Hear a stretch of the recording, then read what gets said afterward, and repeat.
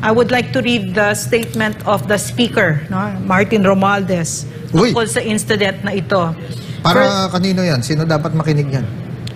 Dapat ang makinig dito si Franz Castro, Raul Manuel, at saka si Arlene Brosas. Ayan, pakinggan po ninyo itong mabuti. Makinig kayo, Arlene Brosas, ha? Na kinamumuhian nila si Arlene Brosas ng Gabriela, si Franz Castro ng Alliance of Communist Teachers at si Raul Manuel ng kabataan ng mga top recruiters ng NPA ng mga anak namin. If the speaker wants to be president or whatever political ambitions he has, yung personal mo na buhay, wala kaming pakialam. Doc Lorraine Badoy binasa ang isang comment ni Speaker Martin Romualdez patungkol sa teroristang grupo na CPP, NPA, NDF at sa pahayag na ito ng speaker binanggit ni Badoy ang mga koneksyon ng NPA terrorist sa loob ng Kongreso.